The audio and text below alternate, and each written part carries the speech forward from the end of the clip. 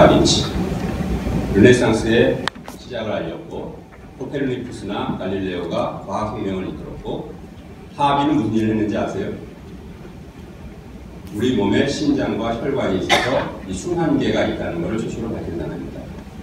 다시 말씀드려서 프랜시스 베이컨이 살아있던 그 시대는 르네상스가 열리고 그리고 과학혁명이 시작되는 새로운 아이디어와 새로운 제도와 새로운 생각들이 넘쳐나기 시작했던 그런 시대였어요. 누군가 나서서 이제 그 생각을 정리하고 그리고 그 생각들을 이용해서 앞으로 어떤 일을 할 수 있을 것인가 하는 집대성을 해야지 될 그런 시점에 나타난 사람이 바로 프랜시스 베이컨입니다. 이 사람은 철학자일 뿐만이 아니라 늘 그렇듯이 귀족이고 그리고 행정가이고 정치인이고 낮에는 바깥에 나가서 정치하고 행정하고 밤에 돌아와서 책을 쓰는 그런 생활을 했던 사람이에요.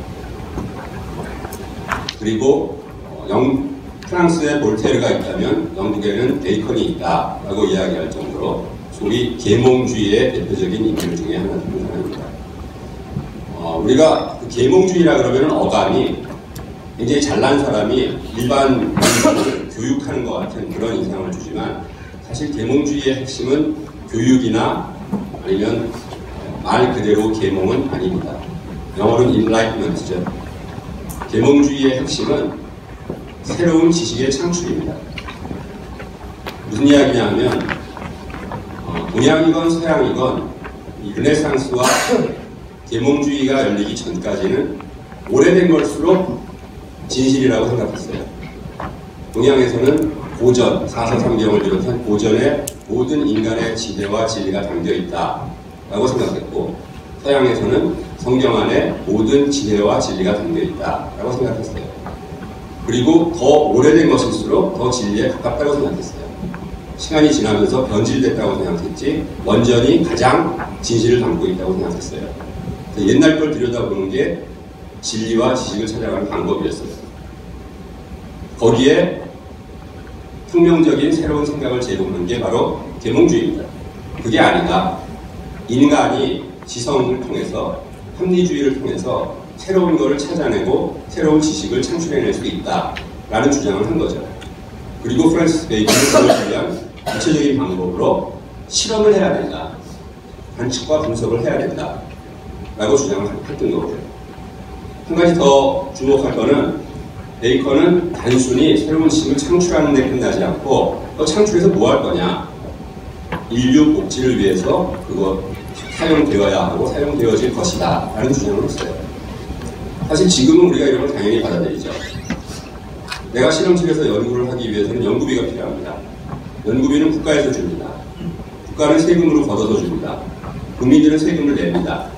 국민들은 어떤 동의를 한 거냐 하면 조선현이가 실험실에서 열심히 연구해서 새로운 지식을 찾아내면 그게 우리 사회에 그리고 내가 먹고 사는데 혹은 내 자손이 먹고 사는데 결국 도움이 될 거다 라는 넓은 의미의 동의가 있기 때문에 여러분들이 그 세금을 기꺼이 내고 그게 연구비에 사용되는 걸 허용한 거죠. 그래서 이제 우리는 이런 식으로 실험과 연구를 통해서 과학 연구를 통해서 새로운 지식이 창출되고 그게 인류 문명과 어떤 사회의 경제적 이익에 기여할 거다라는 것을 당연히 받아들이지만 사실 이런 생각을 한 것도 역시 베이컨이 처음이었습니다. 그리스에 과학이 있었다고 하지만 그리스의 과학은 사변적입니다. 그 사람들은 실사구시의 정신을 갖고서 과학을 했던 것은 절대로 아니에요. 베이컨 칭찬은 이 정도 하고 그러면 실제로 베이컨의 그 실험주의가 적용되는 예를 한번 몇 가지 들여다보겠습니다. 강조드릴 것은 실험은 제어된 실험만이 과학적 실험입니다. Controlled Experiment라는 개념이 굉장히 중요합니다. 다시 한번 멘델의 실험으로 돌아가서 멘델이 한 일이 뭐였나 하는 걸 자세히 들여다보면 빨간 콩과 노란 콩의 순종을 얻어야 돼요. 순종, 지금 관점에서 보면은 순종이라는 거는 large AA 혹은 small AA죠. 근데 large A가 빨강이 우성이기 때문에 단순히 그 콩이 빨갛다는 것만으로 순종이라는 걸 알 수는 없죠. 그것끼리 자가 수정을 하던 아니면 빨간 것끼리 교잡을 하던 해서 몇 세대를 거쳐서 노란 콩은 하나도 안 나오고 지속적으로 빨간 콩만 나오는 그런 퓨리피케이션 과정을 거쳐야겠죠.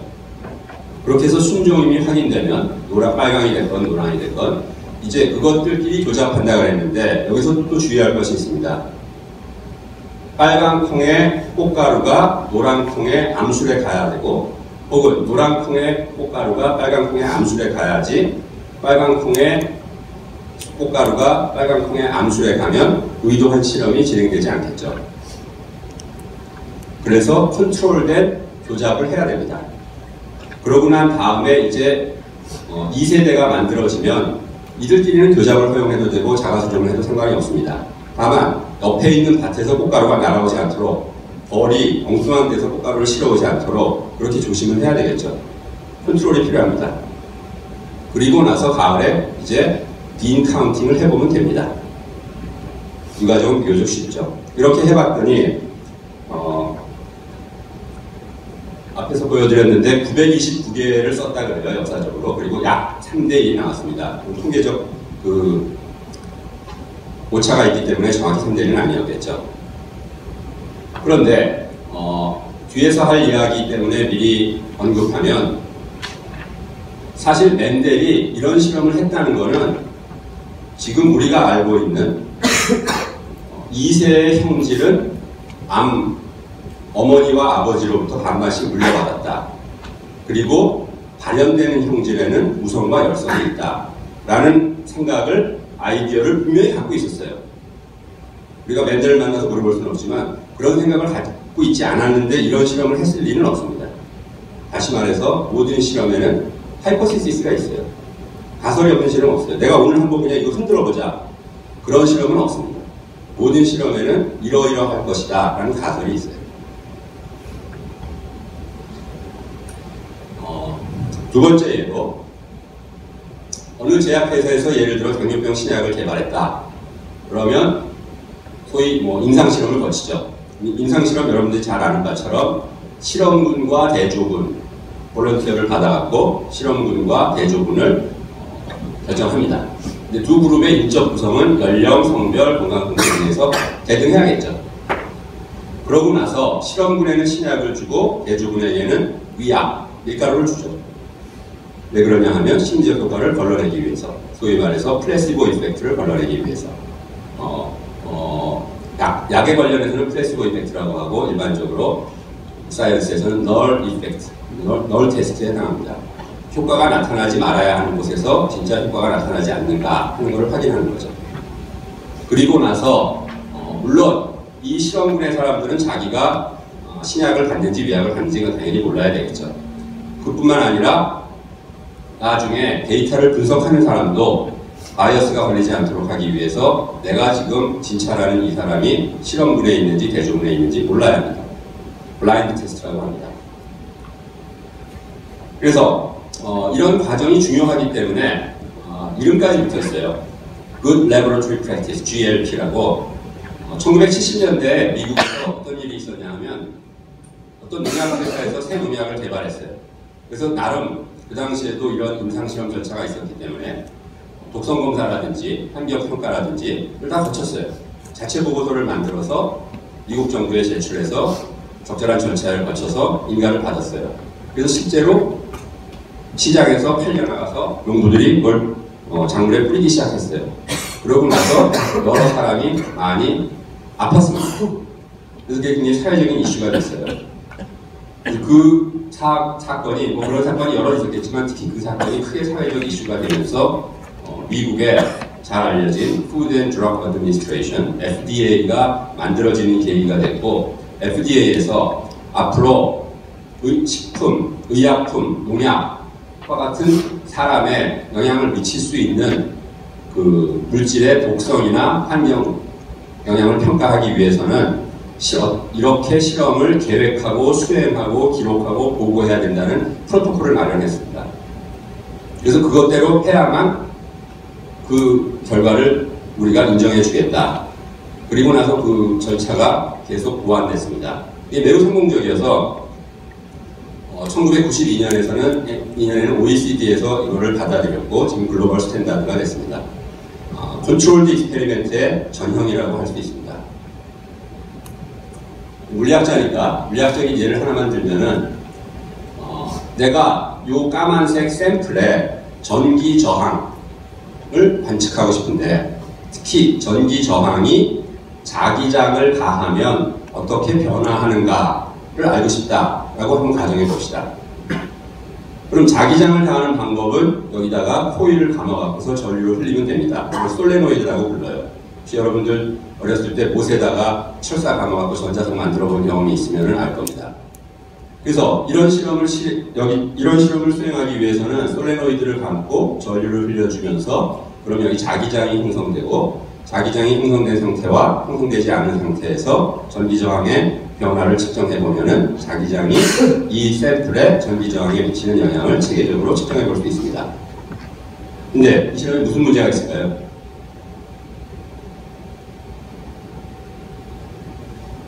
대학원생들이 와서 이제 처음 실험실에서 실험 시작하면 흔히 범하는 그런 형태의 오류가 이 안에 들어있는데 뭐냐 하면 내 의도는 솔레노이드에 전류를 흘려갖고 자기장을 가하는 거였지만 솔레노이드에 전류가 흐르면 자기장만 발생하는 게 아니라 열이 납니다. 열이 나면은 이 샘플의 온도가 변합니다. 전기저항은 온도에 굉장히 민감한 함수입니다. 따라서 이렇게 실험을 하면 열적 효과를 측정하는 것이 훨씬 더 도미넌트하고 자기장 효과는 잘 드러나지 않습니다. 따로 실험을 설계해야 돼요. 코멘트를 한두 가지 하겠는데 여러분들 축구 요새 들어갔는지 모르겠는데 이 제럴 다이아몬드가 거기서 안나 까레리나 법칙이라는 것을 이야기합니다. 어떤 이야기냐 하면은 이게 난 안 읽어봤지만 톨스토이의 그 안나 까레리나의 첫 번째 문장이라고 해요. 모든 행복한 가정은 비슷하다. 불행한 가정은 제각기 다른 이유로 불행하다. 행복한 가정 부모는 비슷합니다. 부모님 인자하시고 경제적으로 능력 있으시고 애들 말 잘 듣고 공부 잘하고 뭐 그런 거죠. 불행한 가정, 불행한 이유는 수백 가지가 있습니다. 아버지가 알코올 중독일 수도 있고 어머니가 도박 중독일 수도 있고 애가 게임 중독일 수도 있고 뭐 이유는 뭐 수백 가지죠. 제가 이 이야기를 하는 이유는 모든 성공적인 실험은 비슷해요. 근데 실험이 틀릴 이유는 또 수백 가지, 수천 가지가 있습니다. 이 말씀을 드리는 것은 대부분의 사람들이 실험을 해보지 않은 사람들은 누가 내가 이거 실험했다고 이야기하면은 실험했어? 그러면 믿어요. 앞으로 믿지 마세요. 실험이 틀릴 이유는 수백 가지, 수천 가지가 있습니다. 과학자들이 하는 얘기 어떤 게 있냐 하면 이론 연구가가 이론을 연구하면 그 결과에 대해서 자기는 믿어요. 딴 사람들은 회의를 가져요. 왜냐하면 이론을 연구하기 위해서는 많은 가정이 들어가야 되는데 그 가정에 문제가 있는 경우가 많기 때문에 잘 안 믿어요. 이론으로 연구했다 그러면. 근데 실험 결과를 내면은 다른 사람은 다 믿어요. 정작 실험을 한 사람은 뭔가 찝찝해. 잘못될 이유가 여러 가지가 있는데 내가 그 모든 것을 다 확인했는가 하는 확신이 뭐 있으니까 논문을 썼겠지만 상당히 조심스럽습니다.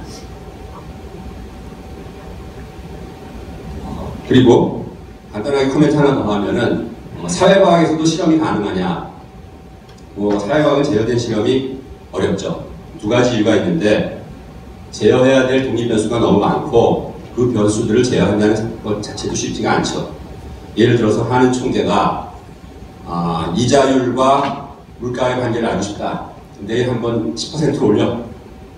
1년 그러고 나서 쭉 본 다음에 1년 후에 다시 1.5%로 내려. 이렇게 할 수는 없는 거 아니겠어요? 제가 말씀드리는 거는 그래서 자연과학이 더 우수하다, 못하다 하는 가치 판단이 아니라 그 사실 판단이 그렇다는 겁니다. 보고 있는 시스템 자체가 다르니까요. 그럼 이제 그렇게 해서 이 실험주의에 근거해서 우리가 상당히 성공적으로 이 문명을 발달시켜 왔는데 어떤 문제가 있느냐, 문제는 없는 것이냐 하는 걸 한번 들여다보겠습니다. 균합법의 문제. 이런 거예요. 내가 이제까지 본 모든 수화는 흰색이다 따라서 내가 다음에 볼 수완도 흰색일 것이다. 여태까지 본 게 모두 흰색이니까 오케이, 수완은 흰색이다 라고 결론을 낼 수 있죠. 사실 과학자들이 하는 게 이거와 많이 다르지 않습니다. 태양계의 행성의 운동을 관측해 보니까 모든 질량은 서로 잡아당기는데 그 잡아당기는 정도가 질량의 곱에 비례하고 거리 제곱에 반비례하는 만유인력의 법칙을 따르더라. 이걸 알았어요. 그러고 나서 다른 행성도 쳐다보고 지구 위에서도 실험해보고 여러 가지를 해봤어요. 늘 맞아. 그러니까 이제 우리는 만유인력의 법칙은 삼라만상의 모든 질량에 적용된다 라는 게 지금 물리학자들의 포지션이에요. 근데 블랙스완이 발견됐어요. 그러면 만유인력의 법칙도 어느 행성에 대해선, 어느 우주의 어느 방향에 대해선, 아니면 지구 위에서 어떤 물체에 대해선 혹시 성립하지 않는 건 아닐까 하는 걱정을 해야 될 필요가 느껴지죠. 내가 콩 두 알을 놓으면 이 콩 두 알이 지금 진짜로 만유인력으로 서로 잡아당기고 있는 거야? 잘 모르죠. 귀납법의 사전적 정의가 특별한 경우의 관찰로부터 일반적인 법칙이나 원리를 유도하는 것입니다. 근본적으로 귀납법은 과도한 일반화의 오류를 범하고 있어요. 특별한 경우에서부터 일반적인 경우를 이끌어냈기 때문에. 이 문제를 제일 처음 지적한 사람이 영국의 철학자 데이비드 휴입니다. 약 250년 전에 이 문제를 지적을 했어요. 데이비드 휴이 이 문제를 지적하게 된 역사적 철학적인 배경은 중세를 지나서 아까도 말씀드렸던 것처럼 르네상스와 계몽주의 시대를 거치면서 신성이 지배하던 시대는 물러나고 이성과 합리주의, 인본주의가 전면에 나서게 됐어요. 그래서 이성주의 만능, 이성 만능주의, 과학 만능주의 뭐 이런 생각들이 팽배하기 시작한 거예요. 데이비드 휴이 그거에 반대한 건 아니에요. 그렇다고 지금 이제 이성과 과학을 다 때려치고 옛날로 돌아가자 이런 주장을 했던 건 아닙니다. 단 너희가 그렇게 이성이 잘났고 그렇게 과학이 잘났다 그러는데 우리 한번 들여다보자. 그거는 문제가 없는지. 그걸 들여다보면 이런 문제가 있지 않느냐. 귀납법적 사고에는 논리적 필연성이 결여되어 있다. 근본적인 문제가 있지 않냐. 그걸 지적한 겁니다. 사실 이와 비슷한 게 칸트가 이야기하는 순수 이성 비판이라는 것도 이성을 때려치자는 이야기는 물론 아니겠죠. 이성이 그렇게 잘났다 그러는데 한번 들여다보자. 그 한계는 어딘가? 뭐 그런 이야기를 것입니다.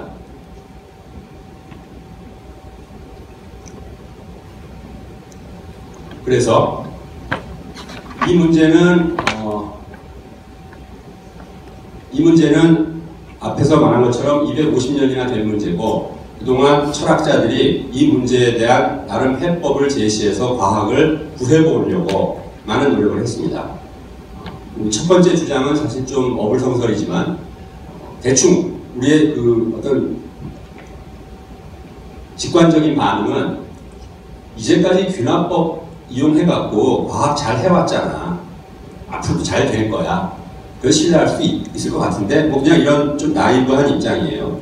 근데 물론 이 주장을 자세히 들여다보면 경험에 근거한 귀납법의 문제를 제기하는데 경험으로 그 귀납법을 변호하고 있는 형식논리로 이야기하면 순환 논리적인 그런 이야기죠.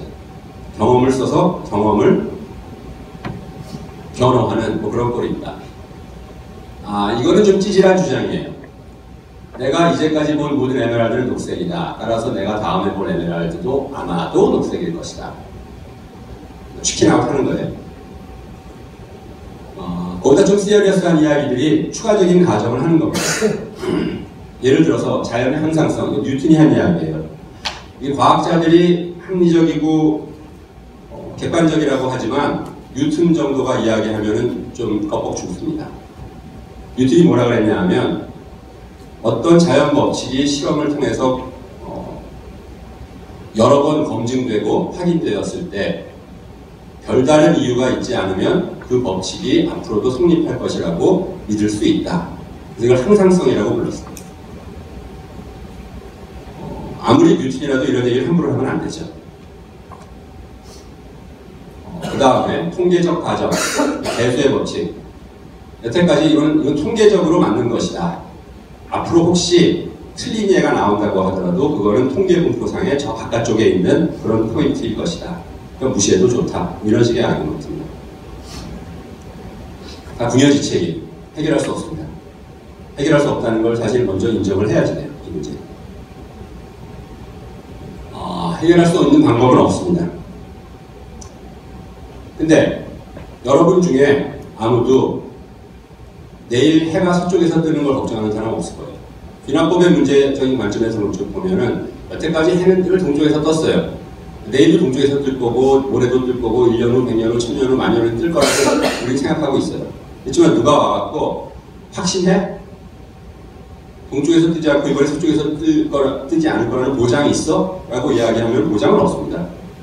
그렇지만 그렇다고 해서 여러분을 포함해서 어느 누구도 내일 해가 서쪽에서 뜨거나 갑자기 세상에 이상한 일이 일어나는 그런 거는 할리우드 영화에서나 나오는 거려니 하고 생각하고 있죠. 마찬가지로 과학자들이 어떤 새로운 연구를 시작하거나 아니면 기존 연구를 확장해 나갈 때 귀납법의 문제가 내 발목을 잡지 않을까, 이번에는 이 만유인력의 법칙이 안 맞는 그런 행성이 아닌가, 뭐 이런 생각하는 사람은 없습니다. 사실 많은 과학자들이 뭐 내 주위에 있는 과학자뿐만 아니라 전 세계의 과학자 중에 귀납법의 문제라는 게 있는지도 모르는 사람들이 필요하죠. 근데 왜 이거를 고민하냐? 첫째로 과학 철학의 근본적인 문제, 둘째로는 종교, 정치, 사회적 의도를 가진 사람들이 과학을 공격할 때 항상 파고드는 논리를 제공합니다. 그래서 과학과 비과학을 그냥 뭉뚱그려버려요. 몇 가지 예를 들면 핸드폰의 유해 전자파, 전자기파. 여러분들 모두 다 핸드폰에 나오는 나는 물리학을 굉장히 오래 공부했는데 전자파라는 용어는 어느 교과서 어느 논문에도 안 나옵니다. 전자기파가 물리학회에서 쓰는 인정한 공식 용어예요. 나는 물리학자니까 전자기파라고 이야기하겠어요. 언론에 나오는 전자파와 같은 겁니다. 그래서 여러분들 대부분은 핸드폰의 전자기파가 위험할지도 모른다. 혹은 고압선 지나가는 곳에 살면은 위험할지 모른다. 위험할지 모르는 게 아니라 위험하다라고들 생각하는 분들이 많은 거예요. 그리고 그런 주장은 끝없이 제기되고 심지어는 WHO에서까지도 어쩌면 위험할지 모른다라고 약간 비겁한 입장을 취하고 있어요. 그게 왜 비겁하다고 이야기하냐 하면 기본적으로 전자기파와 물질, 분자, 원자의 상호작용에 대해서는 전자기학, 맥스웰 방정식이라는 게 200년 전에 완성됐고 그리고 양자역학이 100년 이상 됐습니다. 그동안 숱한 이론적 연구가 있었고 실험적 연구가 있었고 그 이론들은 이제 완성됐어요. 완성됐다는 게 뭘 의미하냐면 이제까지 실험을 해서 한 번도 틀린 적이 없습니다. 그리고 그 실험 결과들을 논문으로 쌓아놓으면 이 방안을 꽉 채우고는 않습니다. 그 연구 결과에 의하면 핸드폰에서 나오는 1GHz 대역의 그 정도 출력으로 일어날 수 있는 일은 귀가 약간 따뜻해지는 것밖에 없어요. 귀마개를 써도 그보다 더 따뜻해집니다. 만약에 핸드폰의 전자기파가 혹은 고압선의 전자기파가 생체 분자에 데미지를 줄 수 있는 일이 있다면 물리학 교과서 다 다시 써야 돼요. 그래서 그런 건 걱정할 필요가 없는 일이에요.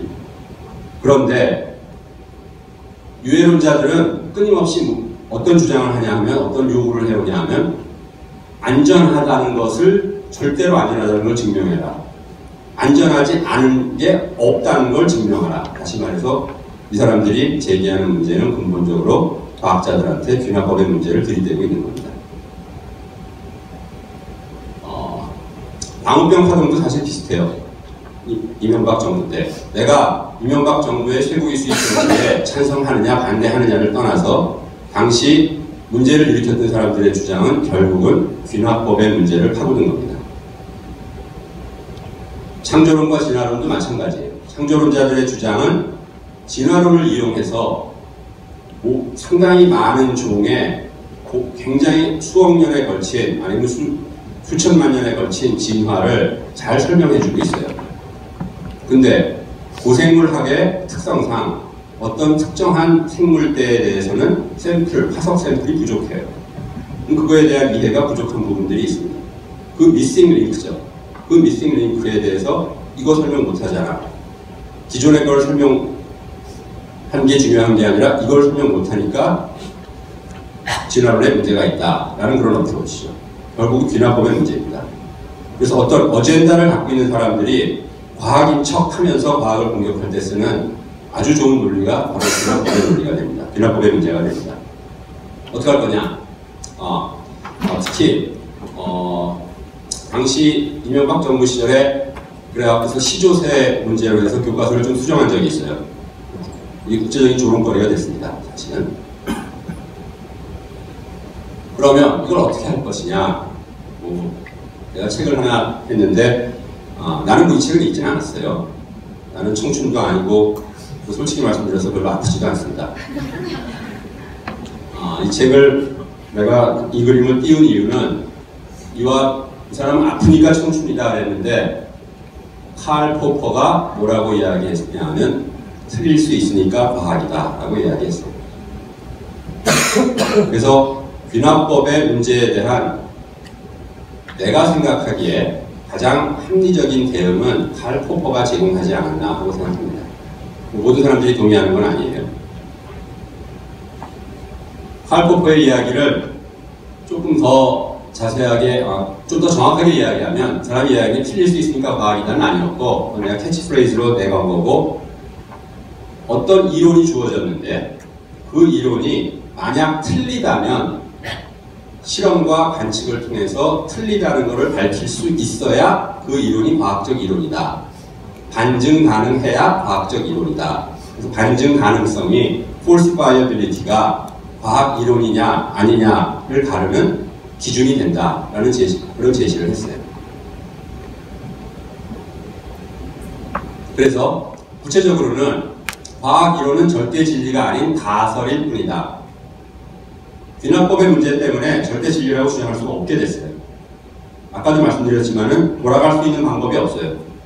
그래서 과학 진리 아니야. 가설일 뿐이야.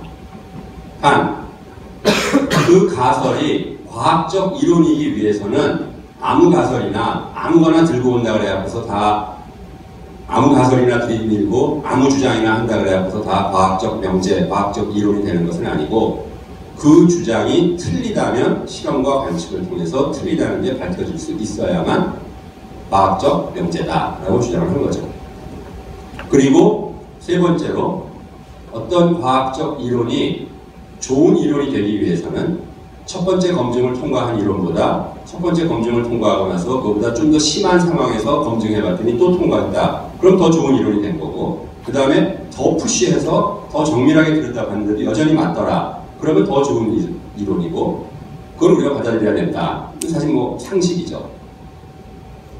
다시 말해서 이제 과학은 진리를 찾는 학문이 아니라 거짓을 밝혀내는 일이 됐습니다. 틀린 거를 다 발라냄으로써 뭐가 맞는지 알아가는 방법밖에 우리가 갖고 있는 방법은 없다는 거예요. 그리고 제일 또 하나 중요한 거는 이 귀납법의 논리를 들고 귀납법의 문제를 들고서 과학을 공격하는 사람들한테 대해서 어디까지가 과학이고 어디까지가 비과학인가를 구별할 수 있는 그 크라이테리언을 제공을 해줬어요. 다음 명제 중 과학적 명제가 그렇지 않은 것은 1. 해는 동쪽에서 뜬다. 2. 해는 서쪽에서 뜰 수도 있다. 맞고 틀리고를 떠나서 어느 게 과학적 명제일 것 같아요?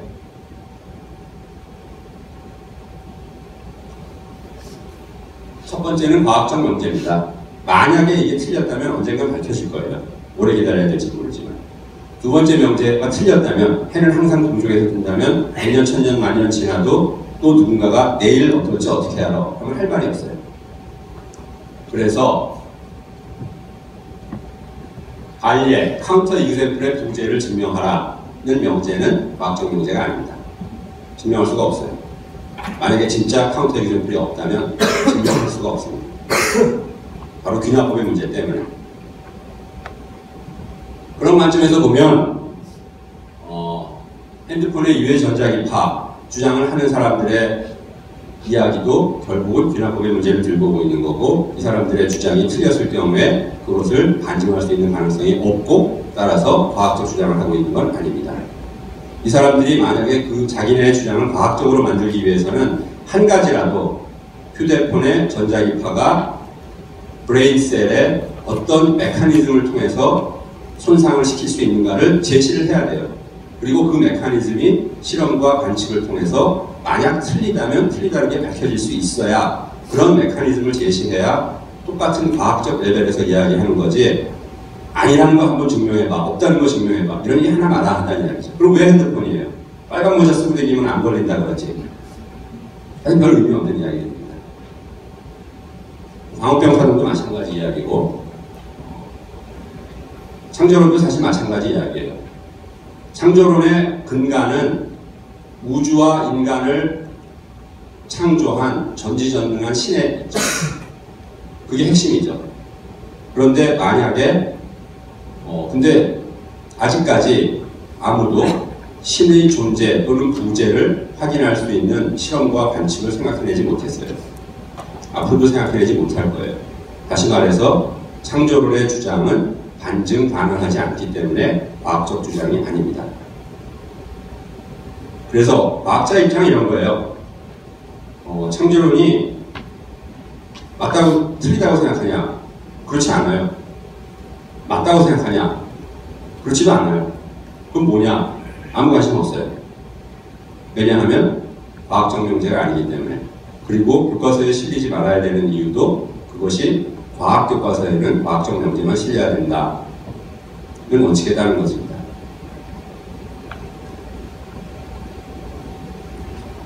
근데 하늘 안에 새로운 것은 없다고 이 칼 포퍼의 주장이 소크라테스가 아테네 거리를 거닐면서 괜히 그 지나가는 청년들 붙잡고 이야기 걸었던 그 방법과 많이 다르지 않습니다.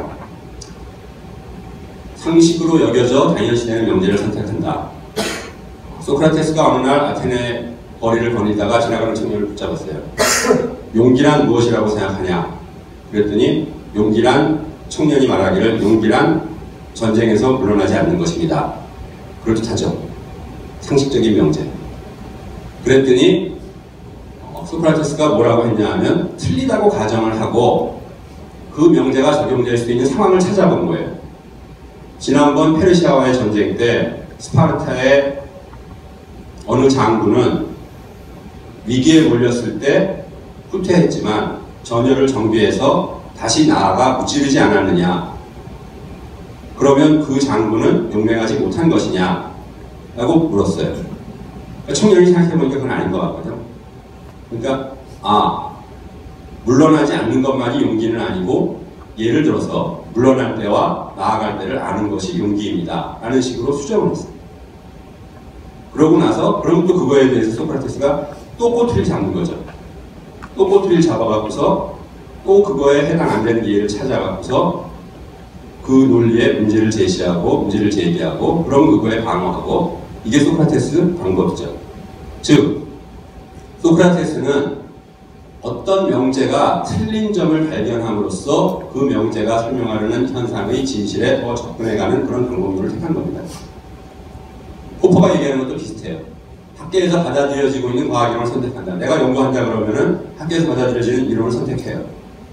그 다음에 그 과학이론이 틀린다고 가정하고 이론이 설명할 수 있는 실험적 상황을 찾아본다.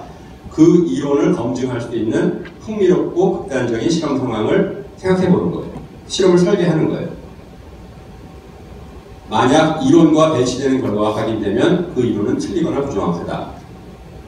물론 이렇게 간단하진 않아요. 그렇지만 지속적으로 이론과 배치되는 결과가 나온다면 토마스 쿤의 표현을 빌리면 어노말리가 발생한 거고 크라이시스가 오는 거죠. 모순된 결과를 설명할 수 있도록 그 이론을 수정 또는 개선해야 하고, 그리고 주어진 과학 이론을 개선하려면 이 과정을 계속 반복하는 겁니다. 어떤 과학 이론의 틀린 점을 발견함으로써 그 이론이 설명하려는 자연현상에 더 정확한 이해에 도달할 수 있다. 그래서 뭐 거의 비슷한 그런 아이디어입니다.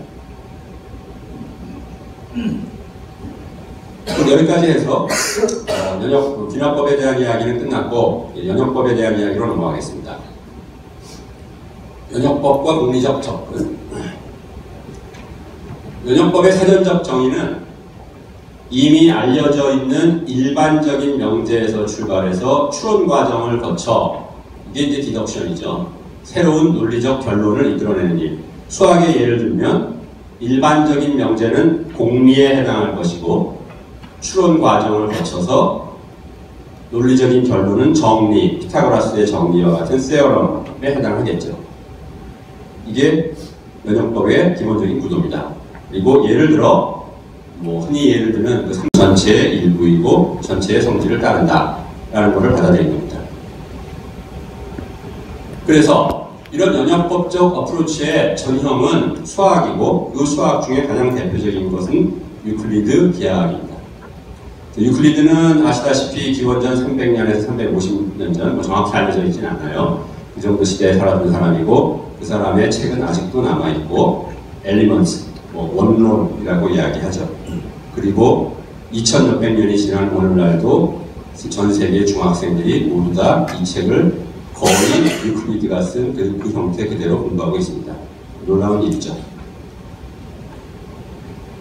이 유클리드 기하학, 여러분들 중학교 때 다 배웠겠지만 5개의 공리로 구성되어 있어요. 별로 어려운 내용 아닙니다. 첫째, 두 점은 한 직선으로 연결된다. 그럴듯하죠. 선분은 직선으로 무한히 연장될 수 있다. 그 다음에 한 선분이 주어지면 그 선분의 중심, 한쪽을 중심으로 하고 선분의 길이를 반지름으로 하는 원을 그릴 수 있다. 평면 기하학입니다. 평면이라는 게 중요해요. 모든 직각은 똑같다. 어떤 직선과 그 밖에 한 점이 주어지면 그 점을 지나고 어떤 직선에 평행한 직선을 그을 수 있다. 그래서 유클리드가 한 일은 뭐냐면 이 5개의 공리에서부터 출발해서 평면 위에 있는 도형들이 만족하는 모든 성질을 논리적 추론 과정을 통해서 증명한 거예요. 피타고라스의 정리나 여러분들이 중학교 때 열심히 문제집에서 풀었던 온갖 증명들을 다 한 거예요. 그리고 그걸 통해서 평면 기하는 다 이해가 됐다라고 이야기를 한 겁니다.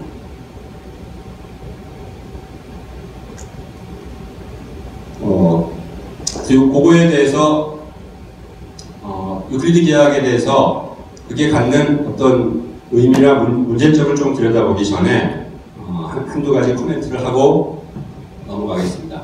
첫 번째 코멘트는 이 유클리드 기하학으로 대표되는 그리스 수학도 있지만 다른 문명들에도 다 수학이 있었어요. 예를 들어서 이집트의 측량법이 유명하고 피라미드를 지을 때도 그렇고 나일강의 범람 때도 그렇고 인도 사람들 계산 잘하죠. 지금도 잘하는데 그때도 잘했어요. 전통이 상당히 깊습니다. 중국의 산학 책들이 굉장히 많아요. 이런 것들이 있습니다. 우리나라에도 수학이 있었고 그거에 대해서 이번 금요일날 김영호 교수님이 발표하시는 걸로 알고 있어요. 근데 그럼에도 불구하고 그러면 그리스 수학이 이들 수학과 어떤 차이점을 갖느냐. 우리는 지금 그리스 수학을 공부하고 있어요. 기본적으로. 그럼 어떤 차이 때문에 다른 수학은 그냥 지역적인 에피소드로 끝나고 그리스 수학이 수학의 학문적 전통을 이어가는 그 핵심이 됐느냐? 왜 그랬을까요? 어떤 구별점이 있을까요?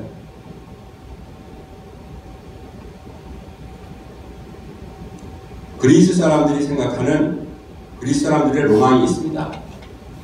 그리스 사람들은 우리 세상에 존재하는 물체나 이 상황이나 사람이나 이런 것들이 중요하다고 생각하지 않았어요.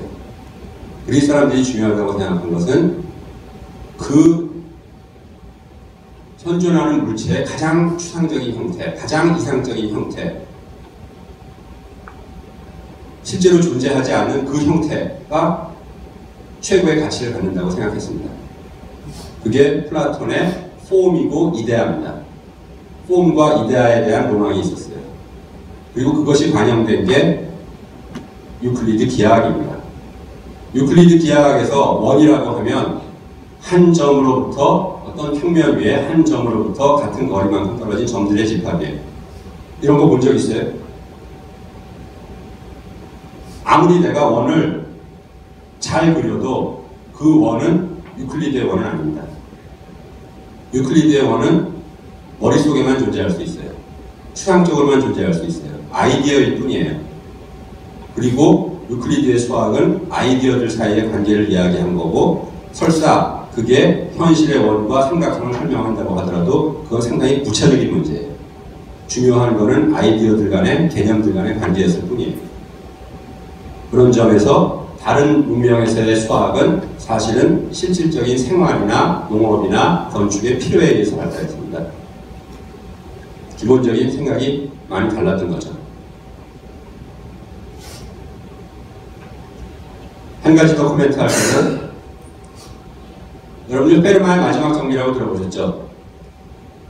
오래된 얘기예요. 1637년. 지금으로부터 약 380년 전이에요. 페르마가 어느 날 노트에다가 이렇게 썼다 그러죠. n이 이보다 큰 정수 3, 4, 5, 6, 7, 8이면 다음 식을 만족하는 자연수 ABC는 존재하지 않는다.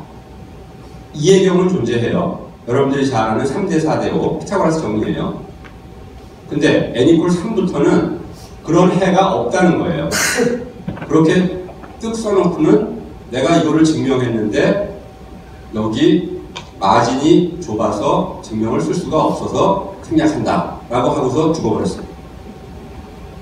그러고 나서 수학자들이 350년 동안 이 문제에 매달렸어요. 그래서 n = 3에 대해서는 뭐 유명한 수학자들 뭐 가우스라든지 뭐 누구라든지 그런 사람들이 n = 3에 대해서 증명하고, n = 4에 대해서 증명하고, 그 다음에 누가 7에 대해서 증명하고, 14에 대해서 증명하고 뭐 이런 것들이 있어요. 근데 수학자들은 그런 데 만족하지 못해요. 모든 n에 대해서 증명을 해야 돼요.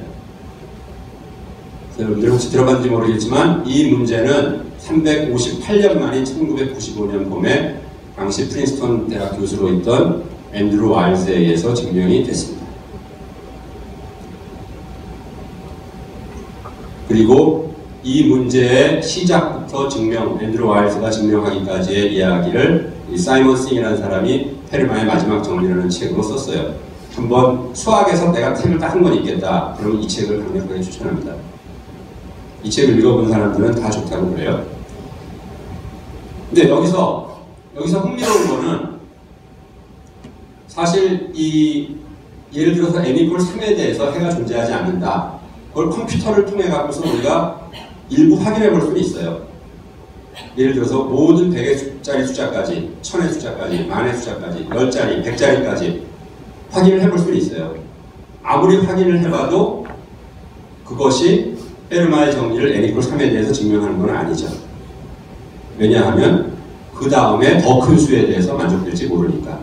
다시 말해서 귀납법적 어프로치에서는 이런 증명 자체가 불가능하죠. 지금 수학이기 때문에 가능한 일입니다. 발리의 부재를 증명한 거예요.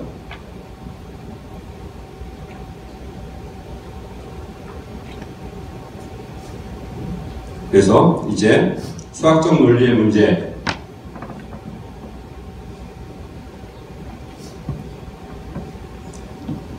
대해서 이야기하겠습니다.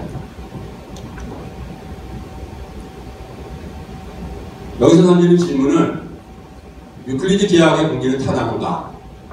내가 여기서 지금 물어보는 거는 예를 들어서 유클리드 기하학에서 두 점 사이를 잇는 하나의 선분이 있다고 했는데 선분이 없는 경우는 혹시 없냐? 그거 한번 다 들여다보자. 이런 이야기는 아닙니다. 그건 귀납법에서 따질 일이에요. 우리가 공리라는 거는 이미 옳다고 받아들이기로 한 거예요. 그러니까 공리 각각이 경험적으로 맞느냐 그렇지 않느냐 하는 것을 검증하는 것은 지금 이슈가 아닙니다. 뭐가 이슈냐? 앞에서 썼지만 유클리드 평면 기하학에는 5개의 공리가 있다고 했어요. 근데 예를 들어서 공리 1, 2, 3, 4를 이용해서 5를 증명할 수 있다면 그러면 5는 사실 공리가 아니죠. 정리죠. 엑시옴이 아니라 세어럼이죠. 그렇다고 큰 문제가 있는 건 아니에요. 근데 꼴이 좀 우습죠. 그러면 O는 공리에서 빠져줘야 돼요. 공리는 최소한도의 숫자로 한다는 원칙을 우리가 받아들인다면, 그래서 이거를 독립성이라고 부릅니다. 근데 그보다 더 심각한 문제는 1, 2, 3, 4를 이용해서 추론 규칙을 적용해 봤더니 O가 틀리다는 게 증명이 됐다. 그러면 이거는 내부적 모순이 있는 시스템이 되는 거죠. 공리 간에 서로 충돌하는 거죠. 이런 이슈를 일관성, 컨시스턴시라고 합니다. 그래서 최소한도 어떤 수학 분야의 한 분야의 공리는 공리들끼리는 독립성과 일관성을 가져야 합니다. 19세기에 수학자들이 이런 문제를 걱정을 했어요. 특히 걱정을 했던 게 이 5번째 공리예요. 왜냐하면 이 직선을 무한히 연결한다 하는데 혹시 저 끝에 가서 만나면 어쩔까 하는 그런 걱정들이 있었던 거예요. 그래서 이 문제를 집중적으로 들여다봤는데 가우스나 리만을 비롯한 수학자들이 이 다른 4개의 공리 1, 2, 3, 4를 이용해서 5번이 맞거나 틀리다는 것을 증명할 수 없다는 걸 증명했어요. 그러니까 이것도 역시 사실 비난법의 문제에 관점에서는 할 수 없는 일을 한 거죠. 수학이기 때문에 가능한 거죠.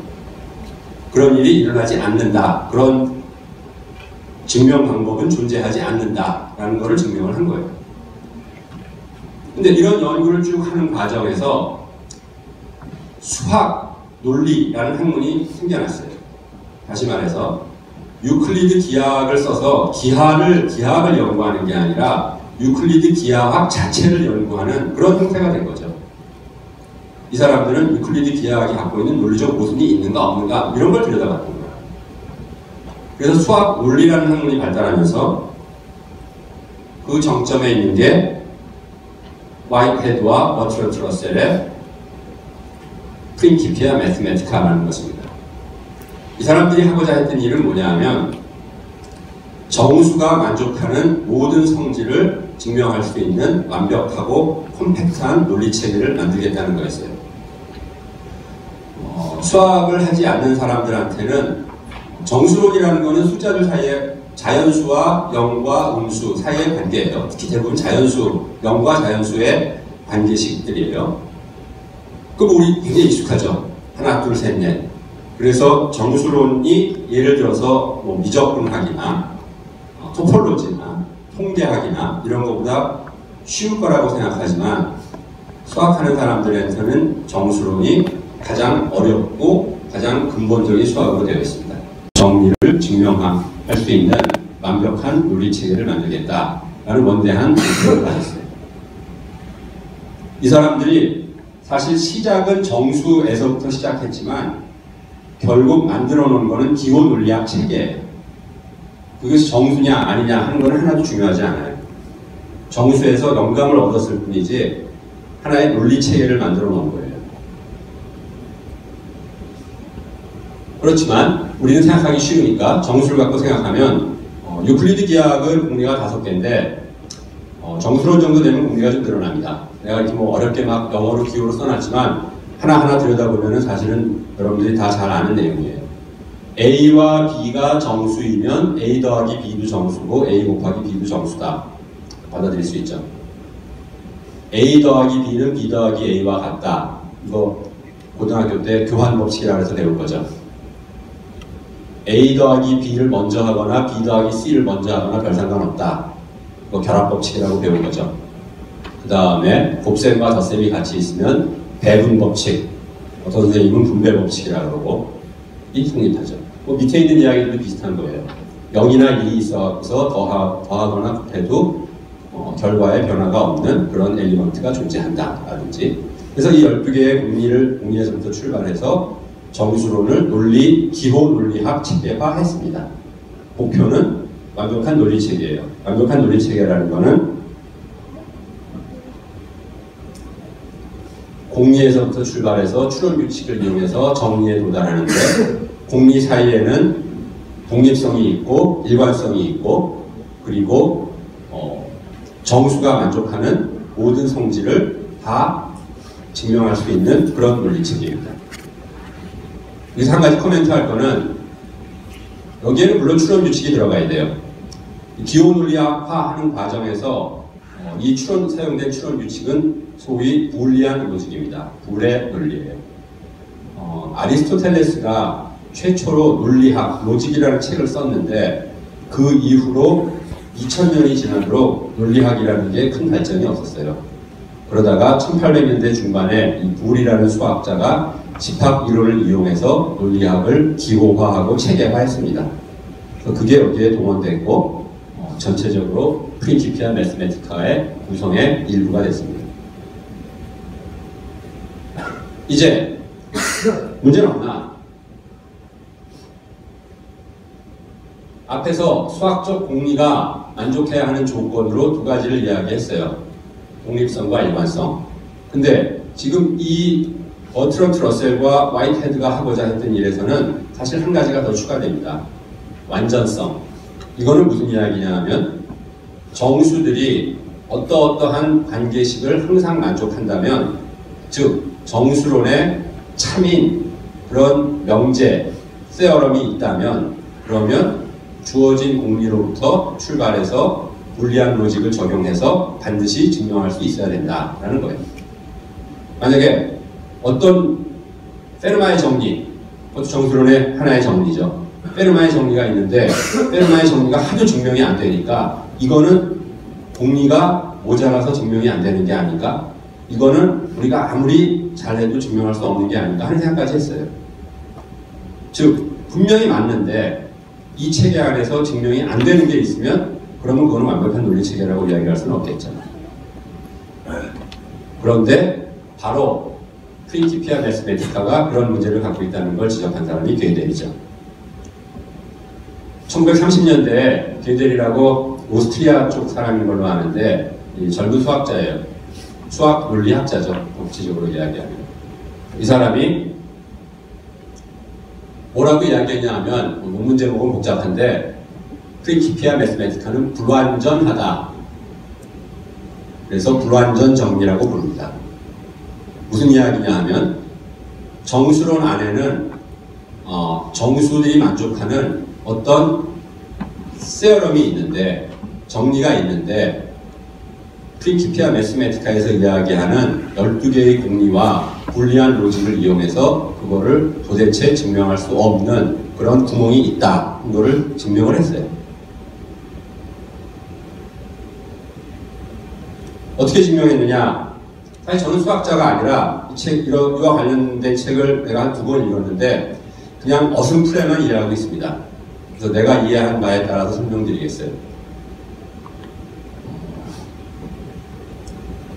이 문장은 거짓이다. 이 명제는 참입니까? 거짓입니까? 이 명제가 참이라고 하면 거짓이 되죠. 이 문장 거짓이라고 그랬잖아요. 그럼 거짓이라고 하면 그러면 참이 되니까 문장은 참인데 이 문장은 거짓이라고 했으니까 문제가 생기죠. 그래서 잘 알려진 라이어스 패러독스, 거짓말쟁이의 패러독스라고 합니다. 크레타 사람이 말하기를 모든 크레타인은 거짓말쟁이다 라고 이야기하면 그러면은 이 모든 크레타인은 거짓말쟁이다 라는 명제가 참인가 진실인가 하는 거는 이 위에서 이야기한 이 문장은 거짓이라는 거랑 똑같은 논리적 패러독스에 빠져요. 이 이야기를 크레타인이 아닌 옆에 있는 아테네인이 이야기했다 그러면 별 문제 없어요. 크레타인이 이야기했기 때문에 문제가 생기는 겁니다. 그래서 이런 라이어스 패러독스에 여러 가지 형태가 있는데 기본적으로 항상 어떤 핵심적인 요소들을 갖냐 하면은 첫째는 스스로에 대한 명제예요.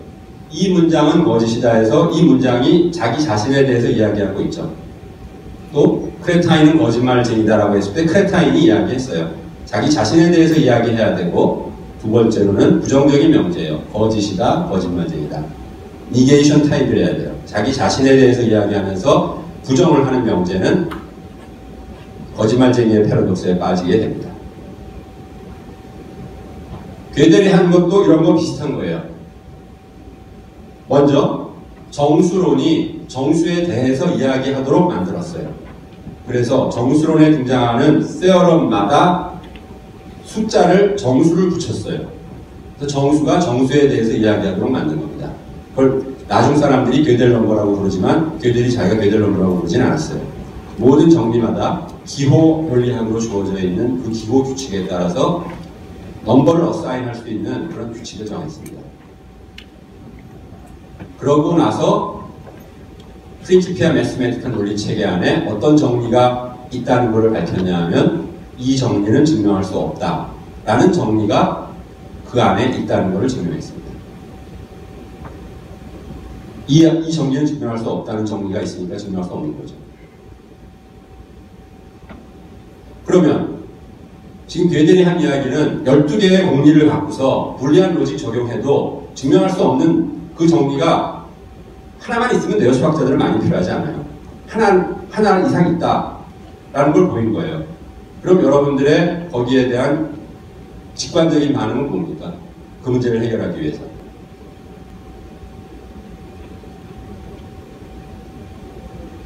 논리체계를 보강할 수는 없어요. 공리 12개가 모자란가?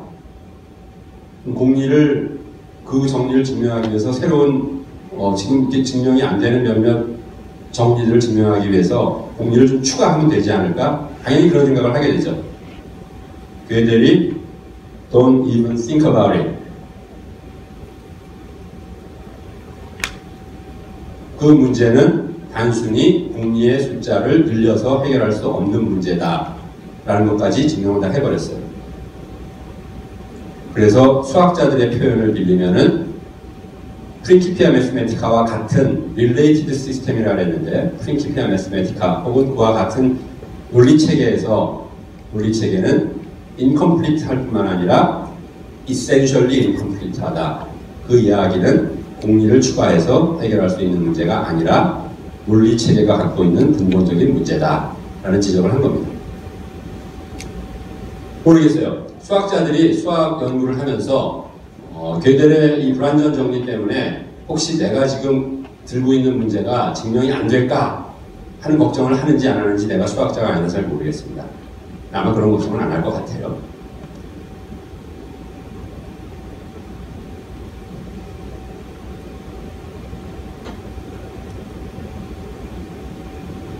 이야기를 하다 보니까 조금 일찍 끝났는데 이게 마지막 결론입니다.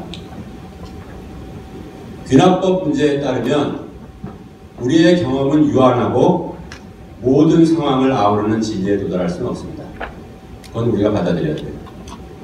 마찬가지로 gödel의 불완전 정리에 따르면 인간의 논리체계는 어차피 불완전하고 모든 것을 설명할 수 있는 논리체계를 만들 수는 없습니다. 그게 우리의 한계예요.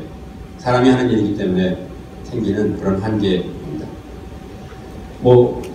근데 이런 귀납법의 문제나 gödel의 불완전 정리 같은 이야기는 사실은 어떤 수준의 이야기냐 하면 사전은 근본적으로 순환 논리예요. 사전에 어느 한 항목을 취해서 거기에 나오는 증명을 그 단어를 정의하기 위해서 사용된 단어들을 보면은 그 단어들이 사전이 다른 데에 있습니다.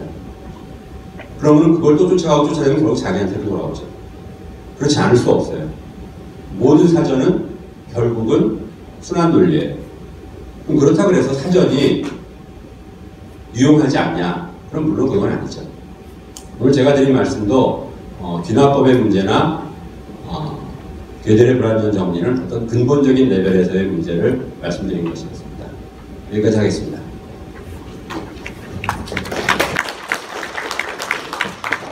여러분들 중에 질문이 있으신 분들 손 들어주시면 제 마이크 드리겠습니다.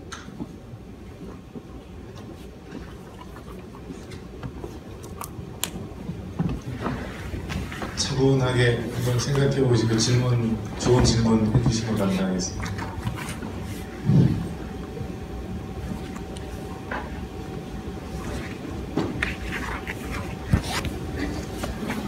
교수님 강의가 너무 완벽해가지고 저도 푹 빠지도록 깊이 있게 감명 있게 들었습니다. 감사합니다. 박수 한번 크게 부탁드리겠습니다.